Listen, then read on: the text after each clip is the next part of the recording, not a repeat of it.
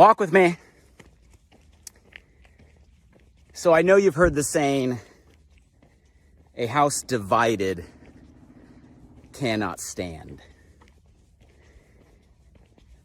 That quote has been on my mind lately. A lot of people are familiar with it from the famous Abraham Lincoln speech. Crazy, that was all the way back in 1858 when he used that quote in reference to the political climate at that time in our nation. A house divided shall not stand. It actually wasn't originally Lincoln that created that analogy. It's biblical. It goes back to actually a couple places in the Bible. Jesus Christ himself is giving credit for the similar line. I probably won't quote it exactly, but something along the lines of, any kingdom in divide shall end in desolation, and any city or house that is divided against itself shall fall. And the reason I bring this quote or these sayings or these references up for today's walk together is that concept of divide, division, is weighing heavy on me recently just because of what's going on in the world right now. So much divide. And quite frankly, I'm scared of where it might go if we don't make a shift soon. So I want to talk about what divide I'm seeing, I'm feeling, that I know I'm not alone, and maybe some thoughts on what it takes to create at least a movement of unity, right? Of unison in a direction for a better solution. Stopping at a different lookout today. You can see the ocean way down there. Sun is out. Beautiful day. And I'm gonna ask, who's by my side today? Don't be shy, say hello below. Who's walking with us? Who's to my left? Who's to my right? Drop your name, where you're from. Give me a country flag emoji. If you're back, welcome back. I see you. I appreciate you. If you're new to the crew, welcome. We walk together, share inspired thoughts, typically weekly, typically on Wednesdays around this time. Walk with me Wednesday if you want to keep that in mind, and you can catch past conversations. We've had some good ones, haven't we? What are some of your favorites for those of you that have been following for a while? I'd love to know. And if you're new, you can catch past conversations on the podcast, Alive by Design, on all podcast platforms. Make sure you subscribe, leave reviews. And the only thing I ask, if you're with us here today, is please contribute, whether you're in motion, physically walking, or in a car listening, or multitasking at the house and earbuds are in the ear. Whatever you're doing, wherever you are, please know that your perspective is valuable. And I want to hear from you in the comments below. Anything you want to share and contribute, that adds value to me, that adds value to everybody walking together. And hey, if we were together in person, in physical proximity, right, you would be contributing to the conversation. This should be no different. I do think today's topic is a very, very important one, because there is so much division happening right now to such extreme, radical extent. And I just want to create a level of awareness, a level of consciousness here, and have an inspired conversation of really what's happening, and maybe some steps we all can take to make it a little better. And when you think about divide, if I were to ask you right now, like, what is going on in the world that creates division, that's creating divide, what comes to your mind? To me, there's so many layers. If I were just to quickly, summarize just the last 24 months of just extreme division, polarizing conversation around so many different topics. Obviously, first thing that probably comes to all of our minds is the political climate, where it seems like everything these days has to be split into left wing, right wing. Is it red? Is it blue? Where do you lie? What's your opinion? Every topic, divide when it comes to politics.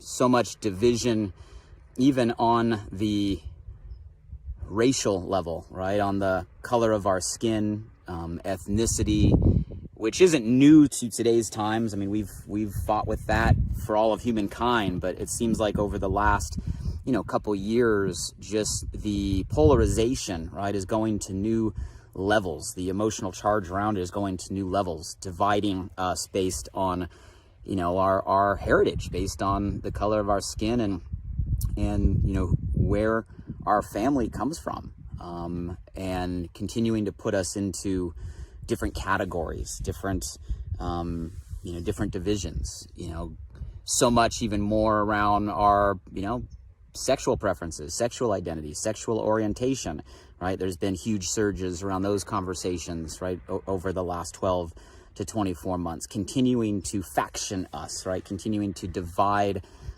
us, right, as people into these different labels or these different buckets, creating more polarization. So much around just almost every topic that arises today, and obviously there's, the current conversation and such strong opinions on, mask or no mask, vax or no vax. Even outside the pandemic, love the police, hate the police. Every topic that arises, it seems like someone is literally drawing a hard line down a middle and then forcing people to choose a side. And even deeper than choosing the side is that all of these topics, they seem to have gone to a whole new level, not just on choosing a side from an opinion, but down to a identity, and almost to the point where if somebody doesn't have the exact same opinion, the exact same alignment, all of a sudden they're treated as completely different. And all of a sudden they're the enemy. All of a sudden we're casting stones. All of a sudden, right, we're looking at those individuals not like they were our friend or family member or neighbor before, but now they're on the other side. They're, of the other team. They are the enemy on all of these topics, which is crazy. And I'm not here to minimize the topics, right? I mean, all of those topics I mentioned, and I'm sure all of us could list dozens and dozens more just in the last 12 to 24 months that are polarizing opinions, right? And I'm not here to say they're not important. They're all important opinions. They're all important topics. And there's many more that should have conversation around them. But my point around this is the crazy level of division that we are creating amongst each other, right, around these topics.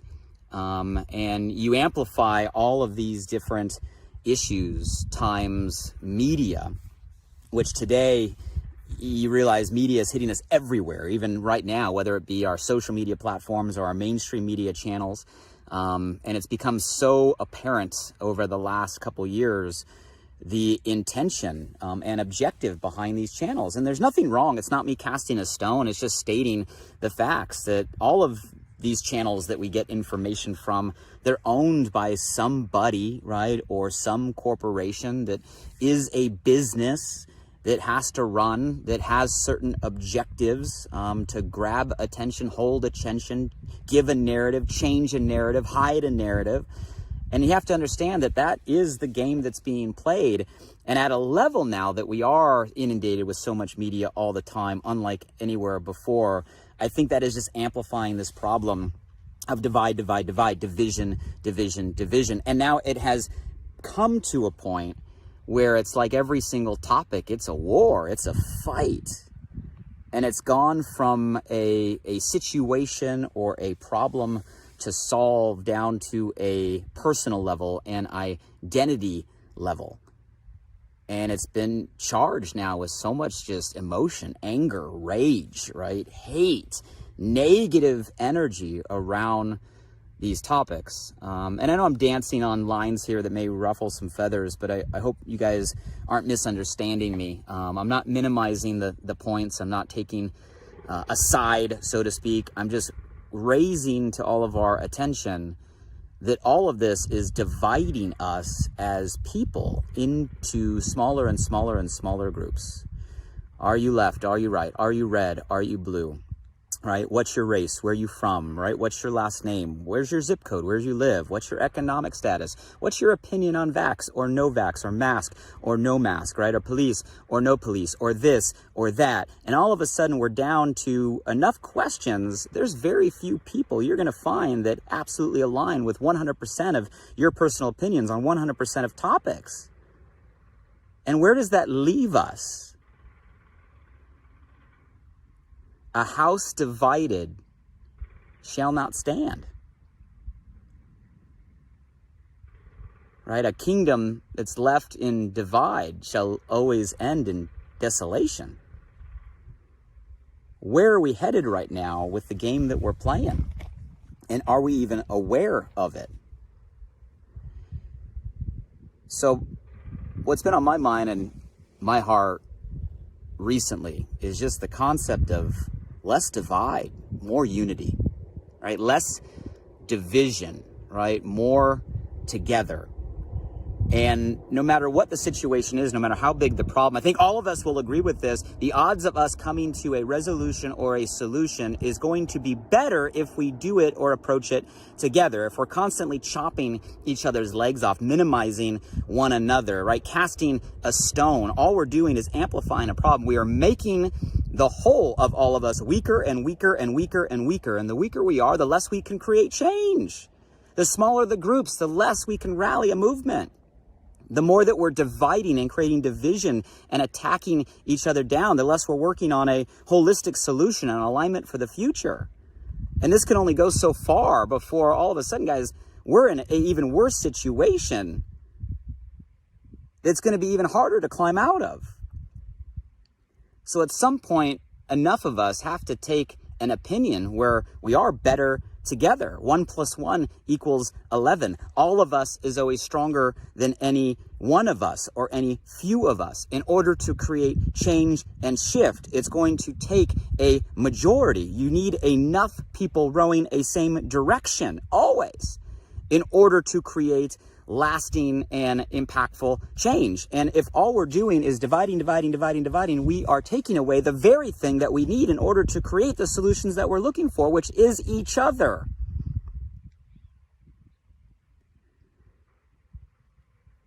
So a couple thoughts on maybe an approach we all can take individually. And if enough of us take this approach individually, maybe we can start to make a difference collectively. Right, couple quick thoughts, right? How do we start moving from division to unification, from divide to unify, from apart to together? I think everything starts with an intention, right? So the first thing we have to do is have a desire for alignment. A desire for alignment. Everything, guys, starts with that intention. We have to have a desire to create alignment, knowing that alignment is what's going to move us forward. Alignment of enough individuals moving in a similar direction is what is going to create lasting and impactful change. We have to have a desire for that alignment in order to be willing to create the shifts that we need.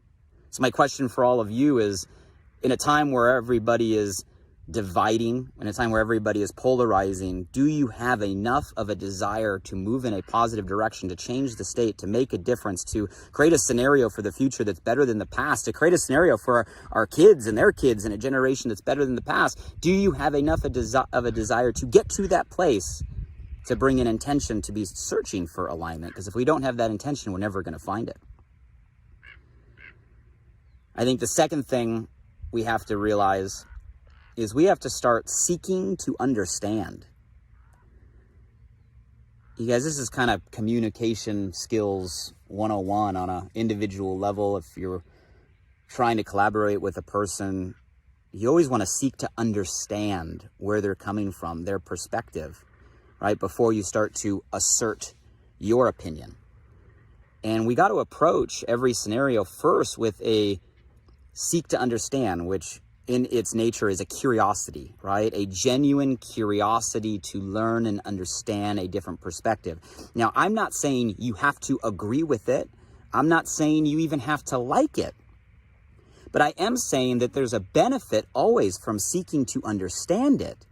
And if we approach every situation from a genuine curiosity, which means we're going to listen first before we speak, 2 ears, 1 mouth for a reason, a lot of times you realize that if you have a genuine curiosity, you actually listen to a perspective. You might realize that, oh, maybe there's something there you hadn't thought of. There's a perspective there that is new. Maybe there's a logic there, right, that you didn't see. And again, it might be enough to where you actually shift a perspective, maybe not a 180, but maybe 10 degrees or 20 degrees, or enough to start moving in a direction that is aligned. Or maybe you don't change your perspective at all. It just affirms the opinion that you have. But at least now you understand where the person on the other end is coming from and what is important to them. You have to realize, guys, you can't argue feeling. We spend so much energy as people arguing feeling, trying to debate why someone shouldn't feel the way they feel. You can't argue with feeling. Someone's feeling is always a fact to them. So we can't jump into a assertion or a dissertation or an argument over a feeling until we first seek to understand. So we have to have a desire for alignment. We have to seek to understand. Next phase is we have to start with common ground. We have to start with common ground, right? So find similarities. No matter how different people's opinions are on a certain topic, I guarantee if you come with that desire and you seek to understand, you will find common ground. Common ground meaning steps of alignment, where there is crossover, where we can make steps forward. You guys, common ground is what's going to get us moving in a right direction. You might not have common ground on 100% of all the topics, but you don't need common ground on 100% to take a step forward. You only need common ground on 1% to take the first step. And that might lead to 2% to take the second step and 3% to take the third step. Focus on common ground so at least we can start walking in a similar direction forward. And in every situation, no matter how polarizing or how different, I guarantee you, with the intention and the understanding, there's going to be common ground where we can start to make positive progress. Once we find common ground, we got to realize that we need to keep it to the situation, not the person. You guys, all of this is about looking at the obstacles we have to tackle as situations, circumstances, not the person. How often, even our media today that's supposed to be based in facts, it's like it's so quick to move off the situation and onto the person, so quick to get rid of the matter at hand and attack the individual or the messenger delivering it. Guys, as soon as we take our eyes off the situation and onto the person, we're no longer solving the problem. We're just picking a fight. Divide, divide, divide. Right? So we have to focus on the situation, not the person. Have that little bit of empathy and compassion for the individuals, even if their opinions may be different. But focus on the situation in order to solve. And if we do that, last steps that I'll give you, a fifth thought, we'll start to build a momentum. We'll start to build a momentum. Come with a desire for alignment, intention. Seek to understand, right? Bring curiosity, listen, gaining perspective, right? Then we're able to treat everything as a situation and not take it personally as we move toward that common ground, right? One step at a time. We're going to build a momentum in a positive direction, and momentum creates more momentum. Alignment creates more alignment. Unity can create more unity if that's the focus. So guys, I can't promise I have all the answers, but I do think this conversation can raise a level of awareness and consciousness on the problem at hand. And the problem is not the problem we think. The problem is how we're approaching the problem. Divide, divide, divide is amplifying every issue that we have. The problems we're facing are real problems, but the approach we got to shift. And I think the approach is about a unification, about a unity, about a better together, about the conversation we're happening. And the 5 thoughts that I gave, I think, can at least help move us in a direction to get us started. Because I fear for the future of where we're going. I fear for the world my son and daughter will grow up in. I really do. If we keep going down the direction of divide, divide, divide, a house divided cannot stand. And right now, there's more divide going on in our house, right? Not just our country house, but our human house that I've ever seen in my lifetime. It's about unity. It's about together. It's about all of us is stronger than any one of us. And it's about taking steps in that direction. My opinion for today. So I got to head back. You guys tell me if I'm crazy. You might think I'm an idealist. You might think I'm painting a utopia picture. But hey, someone's got to talk about unity, unification, and coming together, because there's too many other people talking about the opposite. So hopefully today's conversation inspires some thoughts. Let me know below your honest opinion, agree, disagree, anything else you feel can help in our current situation, your opinion on unity, right, versus division and how we can get there. And I hope this conversation inspires maybe a little more awareness that changes your actions and your conversations today, because again, if enough of us start moving in a direction, it can inspire more of us to do the same. And at the end of the day, that's where we need to get in order to go to a better place that all of us want to go in our lives, in our businesses, in our neighborhoods, in our communities, in our country, in the world. Until the next time we walk together, guys, hey, here's to more unity in our lives.